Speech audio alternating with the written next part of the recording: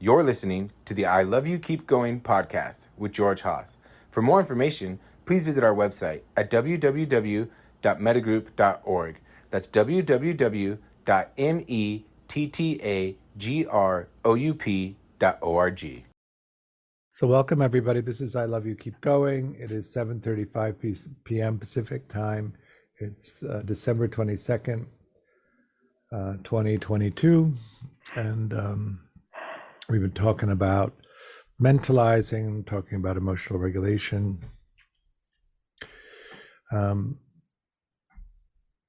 The attachment repair system that Dan Brown and his group developed out in Newton, Mass, is a three-pillar approach.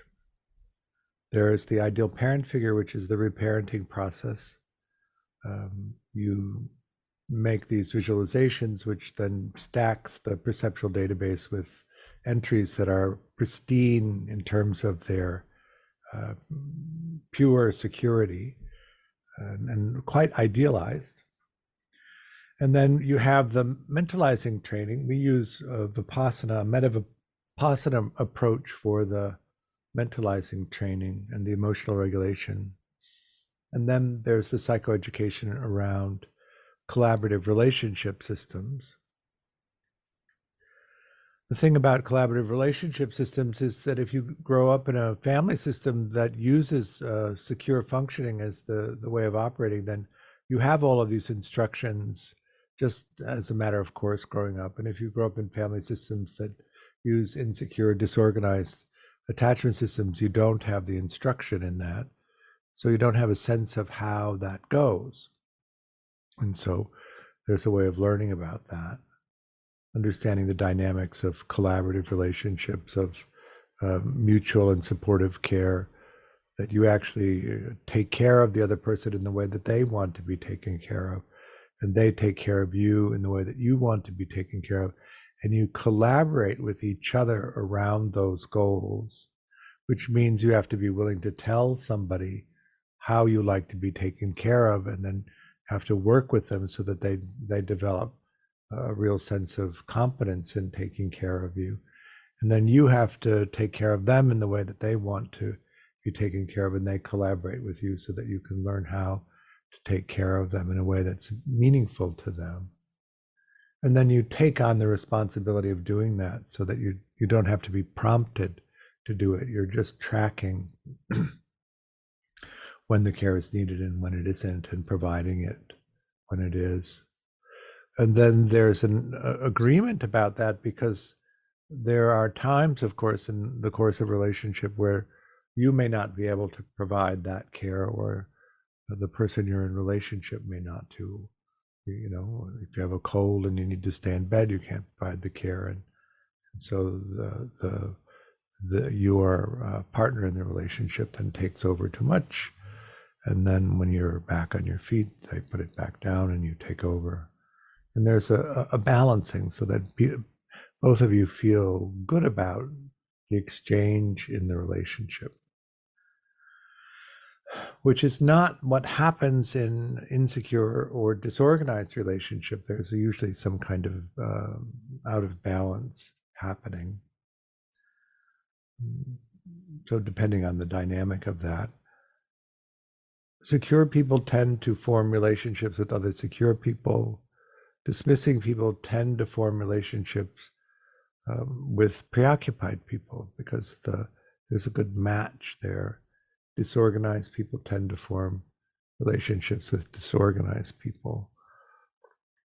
The main issue in disorganized relationships is that neither party is particularly reliable. And so you have to be with somebody who tolerates the lack of reliability that disorganized people often exhibit. And really the only person that's willing to do that is another disorganized person, because you're in some sense equally unreliable, so you can't really hold the other person accountable for their lack of reliability, because you don't show up either in a reliable way. Dismissing people don't reciprocate in relationships. But preoccupied people don't explore, and so there isn't that need for the separation so that the preoccupied person can explore. Their actual interest is in proximity, and so if the dismissing person is willing to allow proximity, that they don't provide much else in the relationship is acceptable in those terms. The secure people don't have relationships. The dismissing people, because they require collaboration in the relationship, and dismissing people don't collaborate. It's easy to understand this in a way that everybody has capacities to do this, and that they decide that they're not going to do that. And that actually isn't how it works. It's that people have deficits in these areas so that they don't have the choice about whether they do it or not. A dismissing person doesn't reciprocate because they don't have any training in collaborative relationships. They don't understand the value of it. They don't think about doing it. It's not that they have the thought, oh, I should be collaborative here, I'm not going to do it. It just never occurs to them that they should be collaborative. Preoccupied people don't explore, and they like to have relationships that restrict that so that they don't have to get into the emotional tangle that figuring out how to explore would take. So that they like to be in relationships where the energy is all consumed, so that there isn't any left for exploration, which gives them a sense of self-justification that they can't do it, which is this habit of taking on, dismissing people and taking care of them, but not having any reciprocation, so all of the energy gets consumed in that way.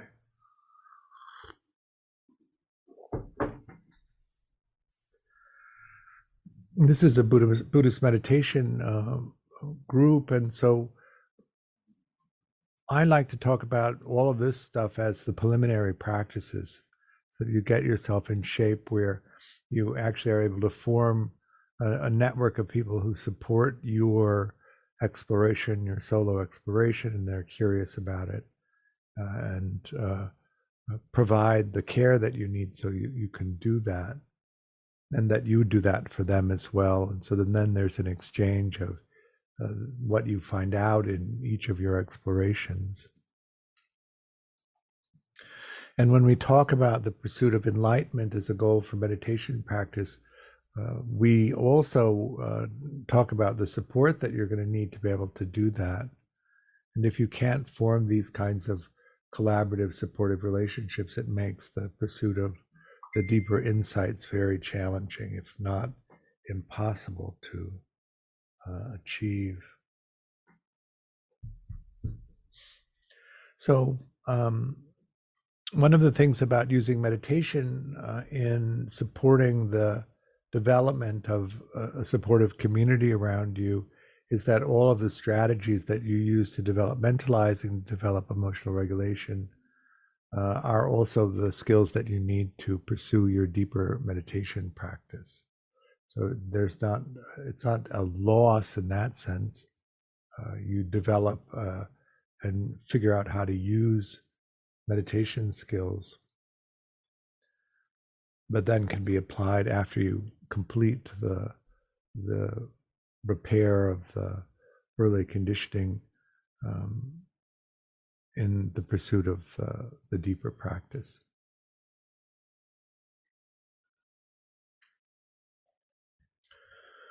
Ideal parent figure is a practice. Ideal parent figure protocol was based on Mahamudra practice, the visualization or deity practice, sometimes it's called, where you visualize the Buddha or one of the deities in the Tibetan tradition. In that practice, you see into the impermanent and ephemeral nature of self by replacing the sense of your own self-concept with that of the deity.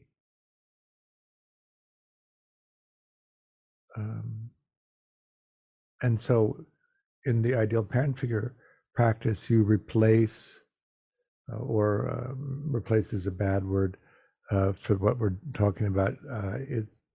It's you add to the constellation of the perceptual database ideal parent figures which are imaginary.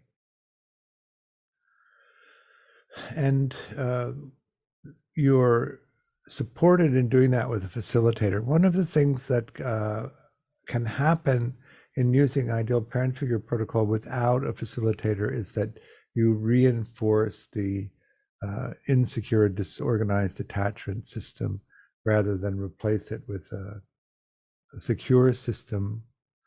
If you don't know how to recognize secure functioning because you haven't been instructed in it, it's very hard to mentalize the visualizations in a way that are secure in the way that we need them to be for you to change the attachment responses.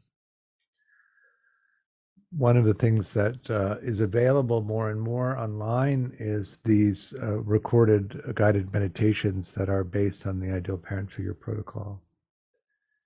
And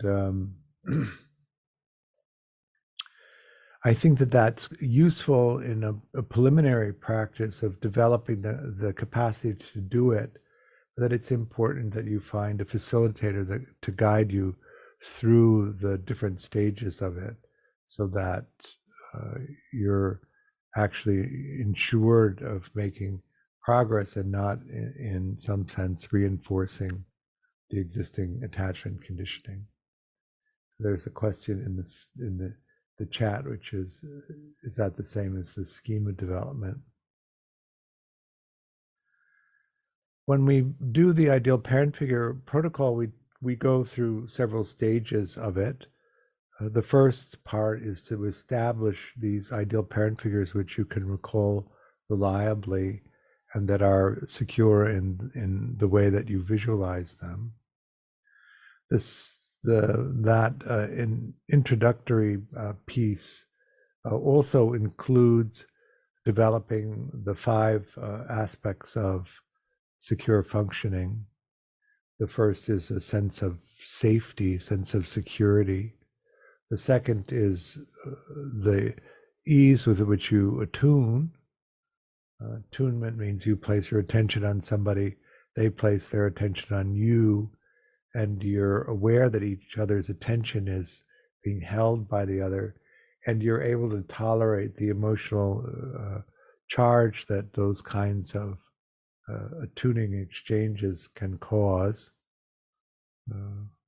Part of this is distance. The human eye doesn't resolve at such a high resolution that if you're 6 feet or so away from somebody, it's hard to read the micro expressions of emotion in the face. You need to be within 3 feet for the typical human eye to be able to resolve at that level of detail to track that. So you get a general impression at 6 feet or farther away of the posture, which you can relate some meaning to, but not a more detailed experience. At about 3 feet, you can read the facial expressions pretty well, even gather the micro expressions, but not at that distance, so you're not really close enough to get an unfiltered perspective of the dilation or contraction of the iris, which is the final indicator of the experience, the internal experience of the other person. Now, you may be thinking that I can't read iris variations, even if I were close enough to see them. You have to be about a foot away from somebody in order to read those accurately. But if you did have a sensitive enough caregiver and you were in a dyadic relationship with them, 6 inches from their face, during that initial experience of being an infant in relationship to the caregiver, you do begin to read and understand at least the face of the caregiver that you had, but that includes the fluctuations of those irises, so that you have an unconscious understanding of what that means, even if you don't consciously have the skill to do it.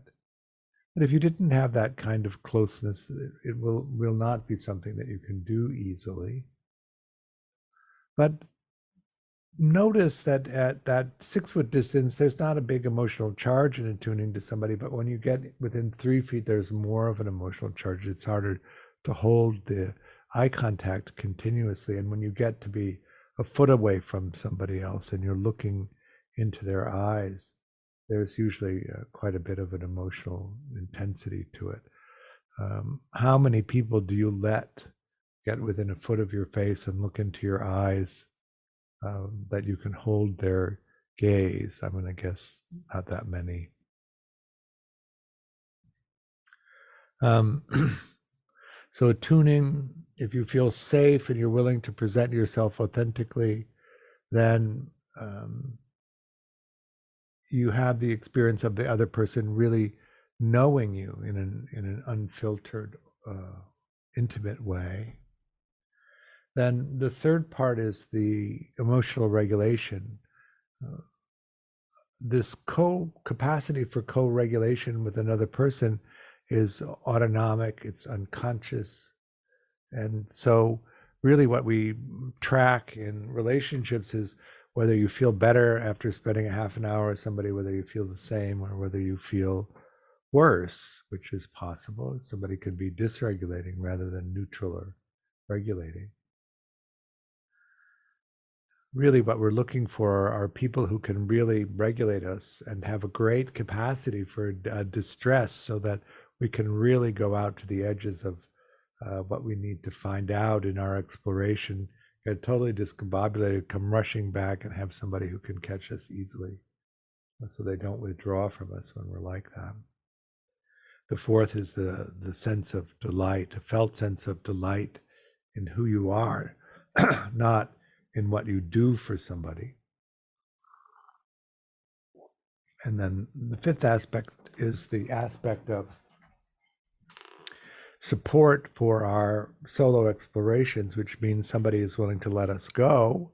And when we come back, they're delighted that we've come back and are interested in what we've found out.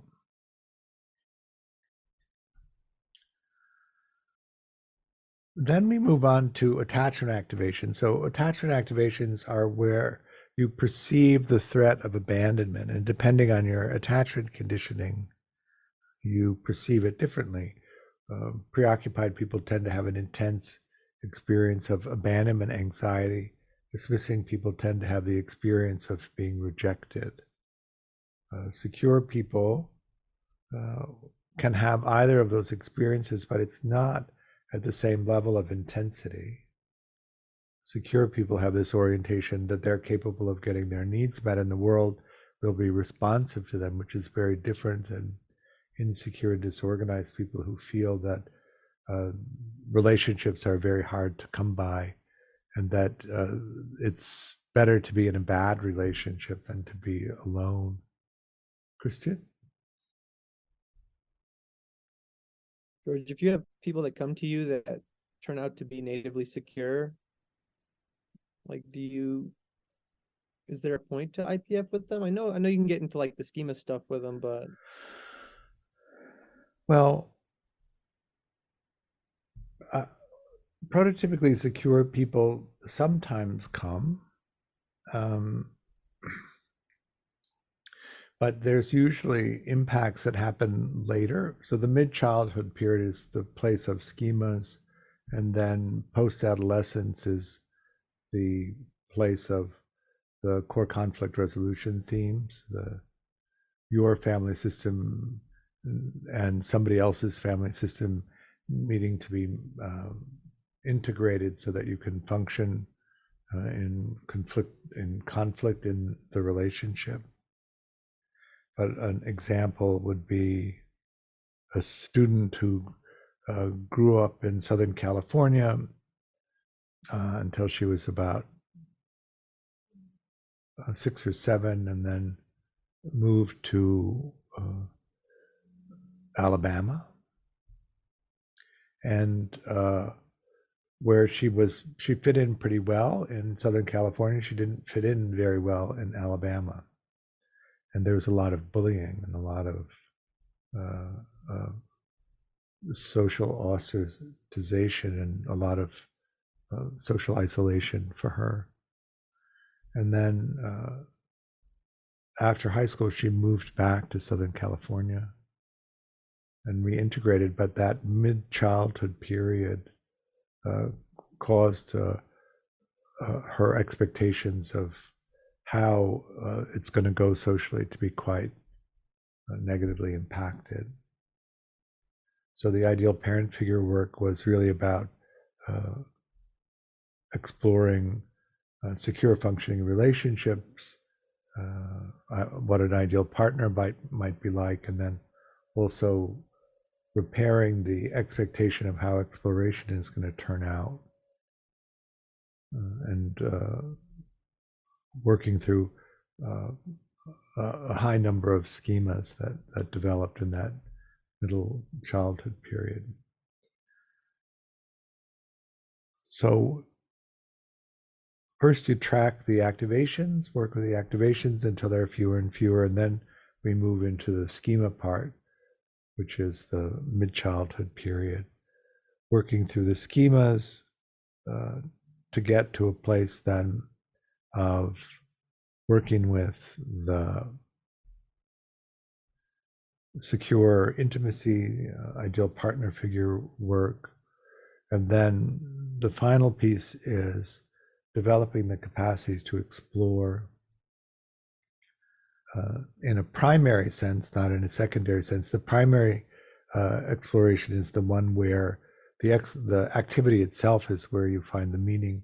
The secondary exploration is where you're gathering resources so that you can support the primary exploration or the life that you have. Some people who have some impact to their capacity to explore, but it's not completely shut down, will be able to pursue a secondary exploration where they're actually gathering resources to support their life, but they won't have much in the way of a primary exploration where they're actually pursuing meaningfulness.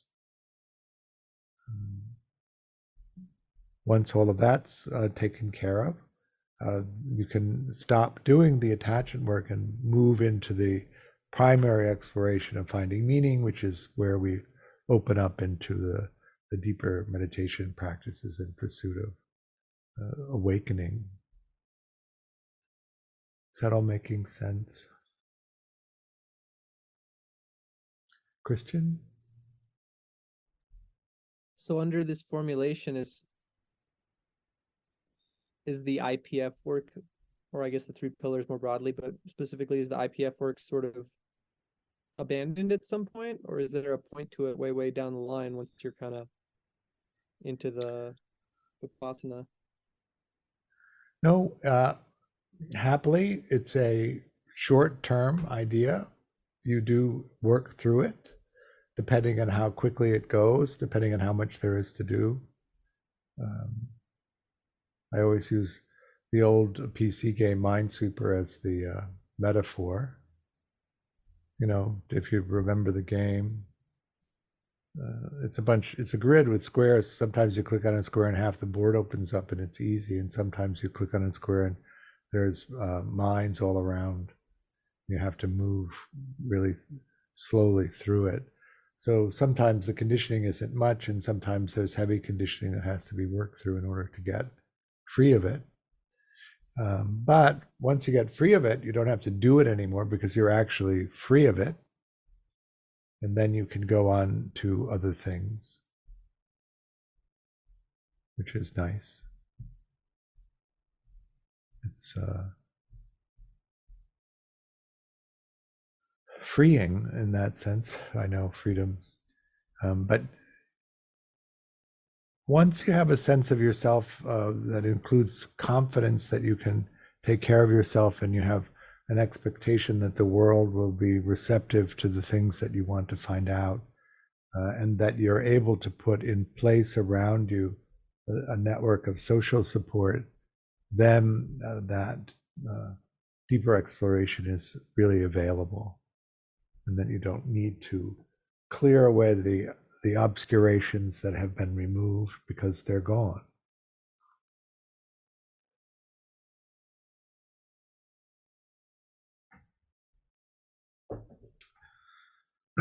So we've gotten through this whole thing pretty well in the last few conversations. What the mentalizing thing is, what the emotional regulation thing is. Stacy? George, does the level one meditation and attachment course that you offer, is that something that a person does so that they can learn how to become securely attached? It is. Okay. So the way Thanks. we've organized it is the this is a fairly complex system, and so we're trying to describe it in layers of depth. So the level one is like skipping across the surface. It's touching on the full range of the topic, so you have a sense of what that whole range is. And then, if that makes sense to you, you would go into a level two class where you go deeper into it.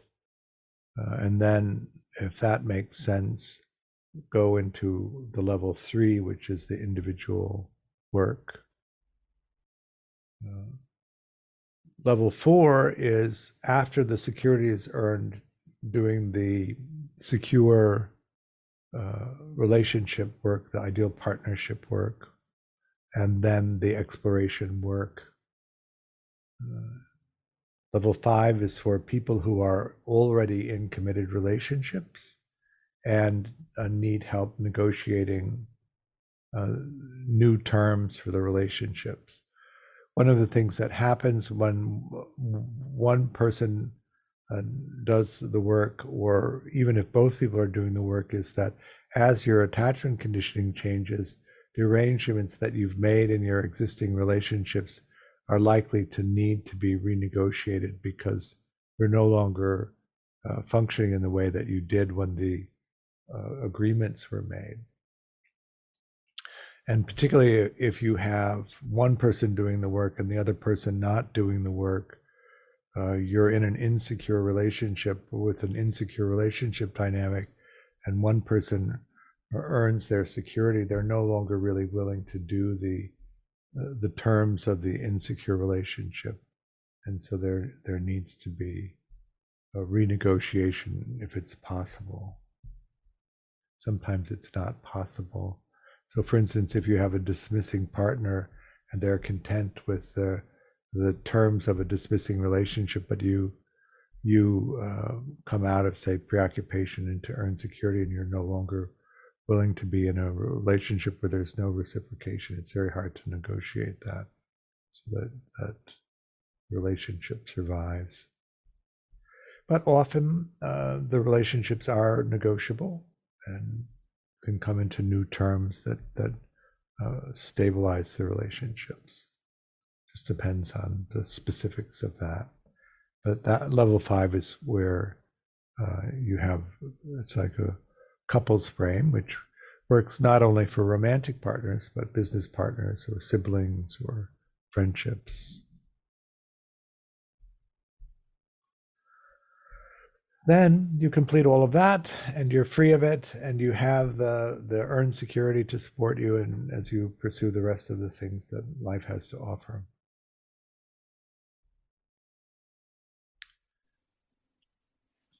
Thank you. But some people like to do level one. The way we usually talk about it is, are you somebody who likes to stick their toe in the pool before you jump in? Or are you somebody who just jumps in the deep end? Because some people skip over level one and just go into level two. And then, mentalizing is something that you need to develop. And if you're a fairly low mentalizer, which is where the, disorganized people are, the preoccupied people also tend to be fairly low mentalizers. It may take more than one round of level two to develop the mentalizing capacity that you need to move into level three. And unfortunately, all of this is fairly resource intensive, and disorganized people often are resource challenged, so it's harder for them. And they have the most to do, which is part of the conundrum of our society in the way that we treat people like this. Treat people who need additional support.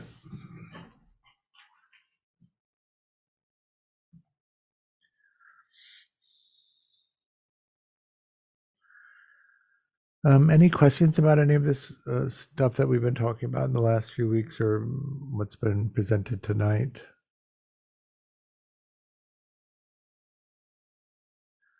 I think that one of the things I like to emphasize is how hopeful this really is, how this system is reliable in terms of the results, and that it doesn't take that long to do it. It took me about 84 sessions to go from complexly disorganized to earn secure, which is pretty good. And I'm somebody who had countless therapy sessions over 28 years of therapy, and to do this in a little over 2 years seems rapid in comparison, and the changes are quite profound. So we use a meta-vipassana approach for this, which is the intentional development of positivity, and then the insight that comes from being able to track this through the insight side of the vipassana side. So the heart practice is to develop the positivity, and the insight practice is to develop the mentalizing capacity.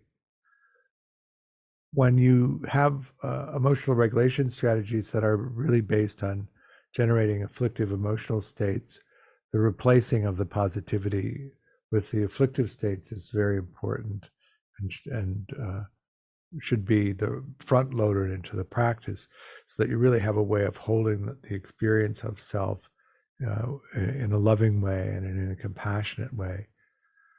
The sympathetic joy practice is very useful in developing the capacity to delight. One of the currencies of secure functioning relationships is the capacity to delight in the people that you're in relationship to. And in insecure and disorganized relationships, delight is compromised by the conditioning experience. So dismissing people think of delight as a currency. You trade delight for things that you want. It's not a spontaneous and genuine experience of the other person. It's something that you present to them so that they'll give you what you want. Preoccupied people, because helplessness and this angry, chaotic demand for care is the way that they operate, they really don't have any sense of what it is to delight, or how to use it in a relationship to support the ease of connection. And so that has to be learned almost from scratch. And then in disorganized people, the delight in them as children was often one of the agents that allowed them to be harmed by people, so that they have a sense of being very suspect of being delighted in, because their expectation is that it's a prelude to some kind of exploitation or abuse. And so that has to be relearned, so that the capacity to be delighted in and also to delight in others is there. So these are all skills that can be trained, that you can develop. And then once you have the full set, operating in secure functioning relationships is quite simple. It's when there's a skills deficit that it is difficult to do, if not impossible.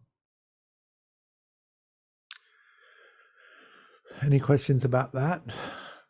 Maybe what we should do now is some the heart practices. We're coming up on the holiday season for most of us, and so many of us will be having contact with our family systems. And you can think of it as an archaeology journey if you want to, and explore how your family system functions so you can have a sense of what it is. If you can track how people emotionally regulate themselves or present themselves within the family system, it's likely that you have all of those skills if you grew up in that family system, because that's how it operates. And have a sense of how people do it, and also begin to develop a sense of compassion for the experiences that each of you had growing up in that family system, and might even get some insight from siblings or cousins or different people. And if there's a possibility to repair something that's still unresolved, that also is useful. So let's do some loving kindness practice. We'll start with an easy person and work with self, so that when you then maybe finish with some friends and family, go along with the season we're in.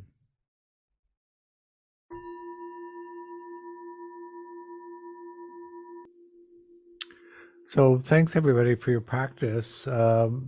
We won't meet again until the new year, so the first Thursday of January. I really appreciate your practice.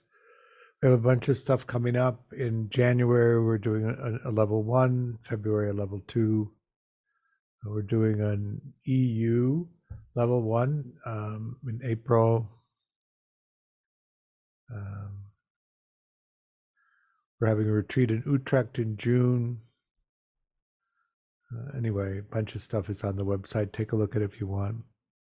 I offer the teaching freely, but I do hope you'll make a donation and help support me and also the work that Mettagroup is doing. Really appreciate your practice. I hope you have a happy holiday if you're celebrating. Thanks so much, and we'll see you soon. Bye.